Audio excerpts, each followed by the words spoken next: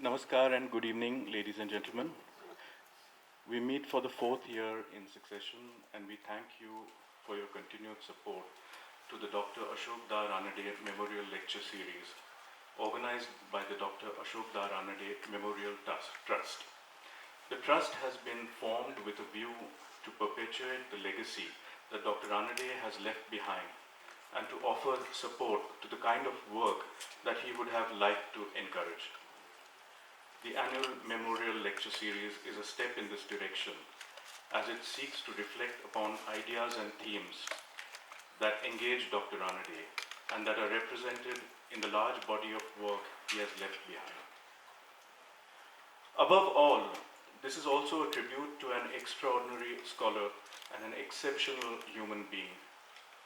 It is impossible to encapsulate Dr. Ashok Ranade's immense contribution to the cultural life of our country in a few paragraphs. But it would be useful to remember some of his concerns, particularly given the trying times that we live in. Dr. Ranade was against any hierarchies between systems and forms of music, and his eclectic approach shone brightly in his scholarly writings on all categories of music.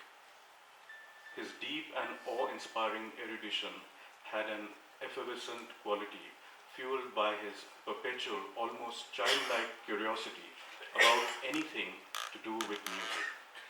Film songs, background music, jingles, signature tunes for broadcasting and telecasting, version music and remixes, political songs, doorbells, melodic motor horns, lobby music, and more. Dr. Ranade's proclivity for codification, categorization, and definition has given us a vocabulary that has become integral to the discourse on Indian music. His ability to make connections between seemingly unrelated historical events and musical occurrences stemmed from his conviction that the evolution of musical ideas was influenced by a variety of circumstances such as geographical contiguity, religious connections, political ties, migration, trade, and increasing interest in other performing cultures. He believed that such confluences led to the formation of cultural zones which, more than political boundaries, formed contiguous areas of musical practices. As a teacher, he ensured that his knowledge was freely available to students. As the first director of the University Music Center at Bombay University, he brought together elements of the Guru Shishya tradition and modern institutionalized education. Dr. Ranade's compositions for khayal, lavani, bhajan, and other forms, and his theatre and film work bore a stamp of individuality. Incisive and precise, analytical and informative, witty and thought-provoking, Dr. Ranade was a master at making the most complex concepts sound simple and tangible through his lectures. Today, artists, scholars, and audiences miss him, but his legacy lives through his music, his books, his lectures, and more, much of which is now publicly accessible at the Dr. Ashok Ranade Archives situated in Pune. With that, ladies and gentlemen, we welcome you to the fourth Dr. Ashok Ranade Memorial Lecture.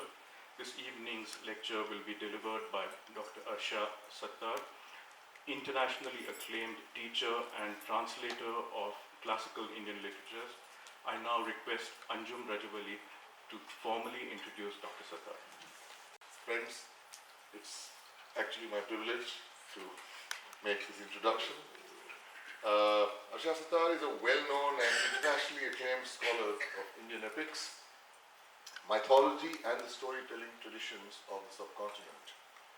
She obtained a PhD from the Department of South Asian Languages and Civilizations at the University of Chicago in 1990 with Wendy Doniger and A.K. Ramanujan, the well-known scholars, as her guides and mentors. Her abridged translations of the Sanskrit texts Kathasarit Sagara and Valmiki's Ramayana have both been published to much acclaim and popularity.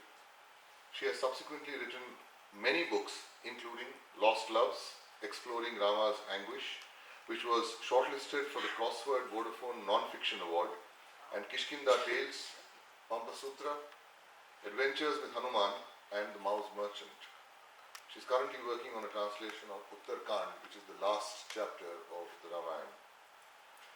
While most of her translations have been from classical Sanskrit, she brings to these stories a very readable, accessible and modern style.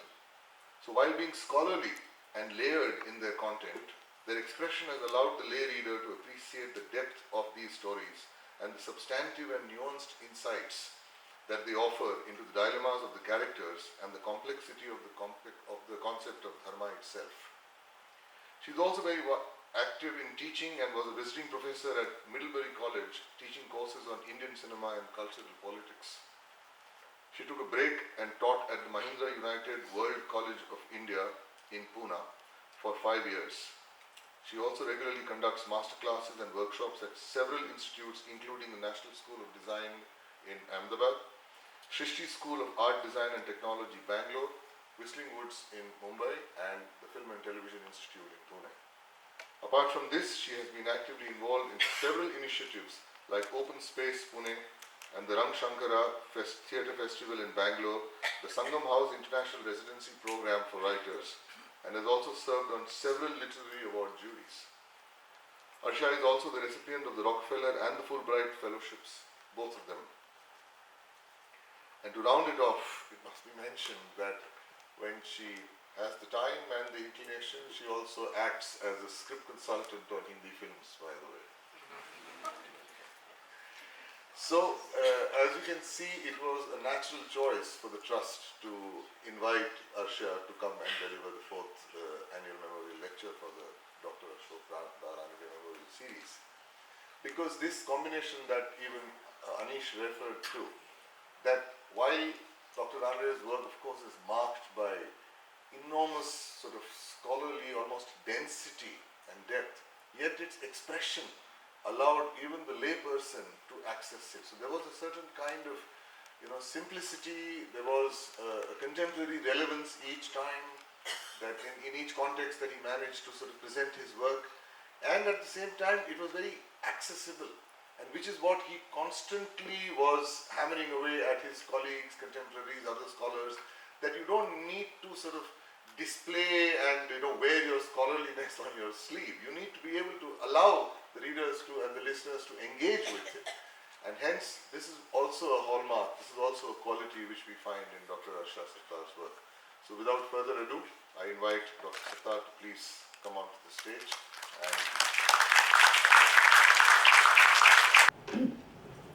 So I'm going to talk about how we read Ramayana now in 2015 as 21st century people, though some of us, of course, claim our politics and our ideologies were created in the 20th century. Mine certainly were. But I think it's also very important to think about how we read Ramayana in the times in which we now live, specifically in this country, in the city certainly. The city where I live has different tensions, but it is very, very important for us to reclaim a text that has been taken away from us. So how do we think about the Ramayana in our times? What can we find as 21st century individuals in a story that is just about 3,000 years old? Is there anything in it that can speak to us? Anything in it that can draw us in to this ancient story rather than shut us out of it? What contemporary meaning can we find in a story about flying monkeys who speak Sanskrit and 10-headed demons that abduct women, in a story of boons and curses, in a story of obedient sons and submissive wives? Reasonable scholars believe that elements of the Rama story were in circulation as early as 500 BCE. But the earliest recorded version of the story that we have is Valmiki's Sanskrit version from about 300 BCE. The story of the exiled prince, his abducted wife, and the great war that he fought to win her back obviously captured the imagination of our cultures, and I say cultures in the plural, cultures over the centuries. We know this because the story of Rama appears in almost all our Indian languages. It appears among ruling elites and marginalized peoples. It appears among the Gons, among the Jains, among the Dalits, among women. Everyone has a response to the Ramayana. It seems that everyone talks back to the story that Valmiki composed. For example, Tulsidasa imbues the story with bhakti. His love for Rama as God drenches the entire text of the Manas. But Tulsi's anxiety about the violation of Sita as the goddess is so great that he makes sure that in Ramcharitmanas she is replaced by a Chaya Sita in the forest before Ravana carries her away. Gamban writes some of Tamil's most exquisite poetry when he recreates the moment when Sita saw Rama, her bridegroom, for the first time as he entered the city of Mithila. Kritibasa insists that the most important deity in his Bengali story of Rama is Monasha, the local snake goddess. But we don't only make insertions into the Rama story so that it becomes ours. Equally often, we talk back to the Ramayana in critical voices, asking questions, staking claims, challenging the story itself. I've been told a long time ago, somebody told me that in eastern UP, there's a saying, don't marry your daughters to the men from Ayodhya, look how they treat their wives. 19th and 20th century women's songs in Telugu sympathize with Sita for the weak husband that she has been given. So Jain Ramayanas mock Hindus precisely for believing that monkeys can fly and that there can be a creature with 10 heads and 20 arms. The Padmacharitam offers rational explanations for these moments. As a monkey, Hanuman leaps so far and so high that he seems to be flying. Duh. Ravana wore a magnificent necklace of 9 polished gems in which his own handsome head was reflected 9 times, and so we think of him as being 10-headed. Buddhist Ramayana see Rama and his brothers as bodhisattvas. Periyar, the founder of the Dravida self-respect movement in southern India and Tamil Nadu, Periyar read the Ramayana as the Aryan push into southern India, thereby seeing Ravana as the heroic and righteous but ultimately defeated king of the Dravida people. And there's that very famous instance, of course, which Ramanujan quotes in his seminal essay, 300 Ramayanas. He cites, I'm sure everybody knows this, but I just love to tell it again. He cites the Adhyatmya Ramayana when there's this moment, when Rama is going into the forest and he tells his brother and his mother that he's going, and then finally, of course, he tells his wife, and she says, but I'm going to come with you. And he's like, no, you can't come with me. And she says, but I want to, and this argument goes on, and he gives reasons why she should stay home, and she gives him reasons why she should come with him. And finally, in Adhyatmya Ramayana, Sita says to Rama, Rama, have you heard of any Ramayana in which Sita does not go with Rama to the forest? Yeah?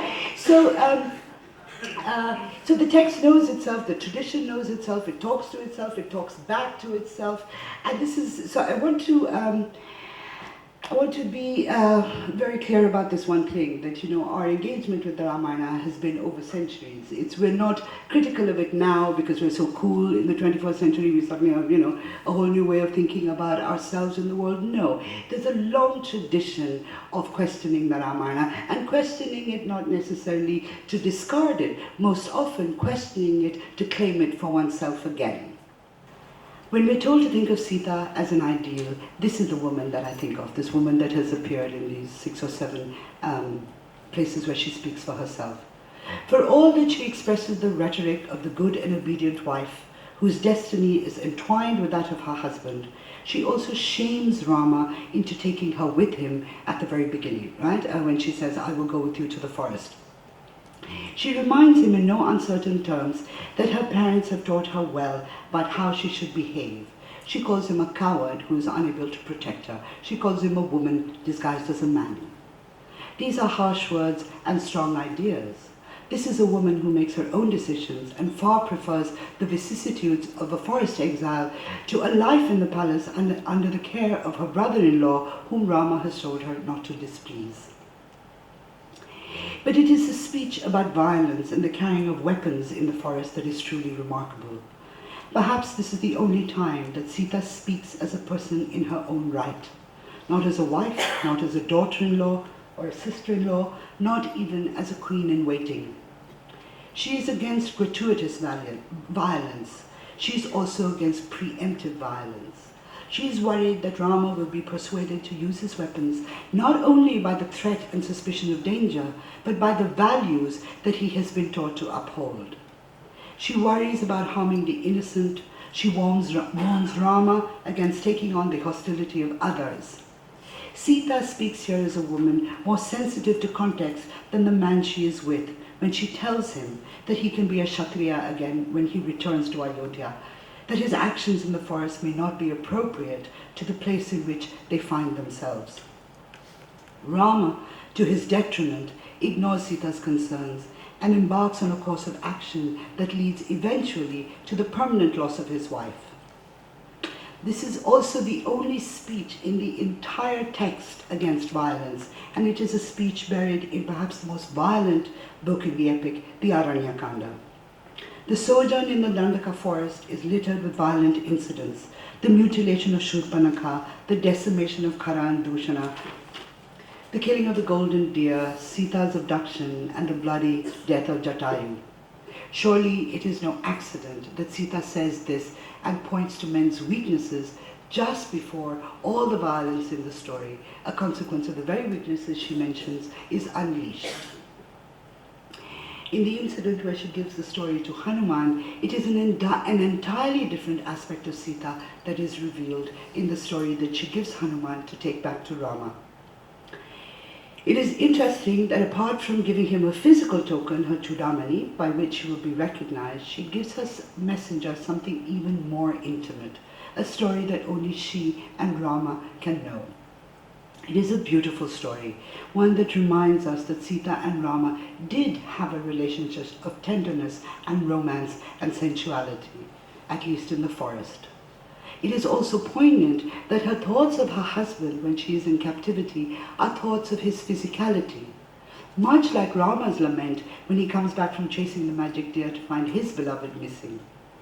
How sweet and how reassuring it is to know that these exemplars of our culture also desired each other physically, that their memories of each other are bodily as well as cerebral. But of all the astounding moments in the Ramayana, perhaps the most astounding of all is when Rama chooses to meet his beloved wife, a woman that he has pined and grieved for during their separation, in public. There is no tenderness here, no intimate reunion in a quiet place away from the carnage of battle. There is only the growing brutality of Rama's march towards kingship. Rama's words to Sita are particularly harsh. He tells her to go to his brothers, to a monkey, even to a Rakshasa. Sita's response is pained, but dignified. At times, her words drip with contempt. Again, we hear an echo of what Sita had said to Rama when he wanted to leave her behind in the palace 14 years before. She reminds him of his duties towards his wife, of how he could be a better man, of what he owes her as a husband. She points to the one dharma that Rama is unable or unwilling to accept, his dharma as a husband, his obligations to her. Yet again, we see her courage. The first time she was willing to walk beside him in the forest, this time she is ready to walk into the fire to prove herself and her devotion to him. Further, she asks Lakshmana to build the fire, not wanting even this gesture from the man who has chosen to doubt her and to humiliate her in public. And look at what Sita says to Lakshmana, who once again finds himself doing the things that his elder brother cannot. Her message to Rama, when she's exiled the second time, her message to Rama could be seen as a dutiful acceptance of what has happened to her, or rather, what has been done to her. On the other hand, it's perfectly possible, if one wants to see this message as enormously sarcastic, asking Rama at the very end to do whatever it takes to stop people from gossiping. Her words tell us that she knows Rama has placed his obligations as a monarch over any obligation that he has to her as a husband, which is exactly what she says to him before the Agni Pariksha in Lanka, and as we have seen, before they leave together for the forest. If we choose, we can see Sita, who has strong opinions about conjugal duties. We can see a Sita who has strong opinions about conjugal duties. She has been steadfast in all that she has had to do as a wife, so she criticizes her husband for not being the same in his commitment to her. Sita's second public trial is in Ayodhya, at Rama's great Ashwamedha sacrifice, before kings and gods and sages, and before her own sons. What she says here is completely unexpected. She asks that if she has been chaste, that she be taken away. Here is a woman who has had enough of being separated from her husband, enough of the suspicions about her character, enough of the endless public humiliations, and enough of her husband's duties that take him further away from her. While Rama chooses to place his love in the penumbra of his luminous public life, Sita chooses to place her love squarely in the glare of Rama's shining glory. As it turns out, neither the shadowed love nor the illuminated love was able to survive. The tragedy of the Ramayana is not simply that there is no happy ending with Rama and Sita finally reunited. Sita disappears into the earth and Rama is left to his private grief in the company of his young sons. The greater tragedy of the Ramayana is the death of their love for each other, a love which cannot renew itself in the changed circumstances of their lives. For all that Rama may still feel for his gentle wife, he cannot or will not express those feelings after the war and their return to Ayodhya. For all that Sita has loved her husband during the trials and tribulations of the exile, that love could not sustain itself when Rama banished her to the forest for a second time. Sita's heartbroken departure can be seen as a rejection of a life made less by the absence of love, as an act of personal truth and public courage. Rama is left with the public truth and little else. So when we're told to think about Sita as an ideal for all of us, this is the Sita that I think of, a woman who spoke for herself and ultimately took charge of her own destiny. She is not the Sita that patriarchal structures want to see or to celebrate, but she is the Sita that we can find if we look for her. And there can be no better reason to read Ramayana, to read 300 Ramayanas, because the better we know the story, the more likely the story is to speak to us in 2015. The story of Rama has always been rich and it has always been generous. It expands to include anyone who seeks to find meaning in it. The problem is that it is our spirit that does not match the wealth and openness of the text. It is our smallness of heart and our narrowness of vision that lets some people in and lets other people out. The story speaks in many voices. It is we who have become deaf. Thank you very much.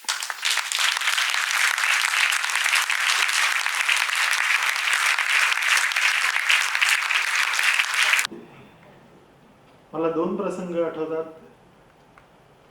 एक doctor रानडेंनी रामगाणे नावाचा कार्यक्रम केला होता, ज्याच्यात राम कथेचा संगीतात जो काही पडसाद दिसतो तो त्यांनी मांडला होता. तेव्हा त्याच्यातलं त्यांचं जे काही भाष्य होतं त्याची आज मला फार प्रकर्षाने आठवण झाली.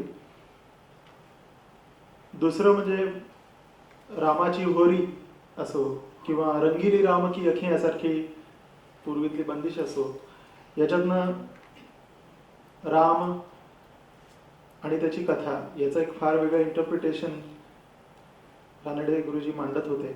त्याची मला आज फार प्रकर्षाने आठवण झाली. And I thank doctor Arshia Sattar for this fabulous discourse and of course the audience with that initiated this dialogue for much longer time. I also thank Mr. Tawade and his entire team of Nehru Center, and hope to see you next year in the same venue, same time, same date.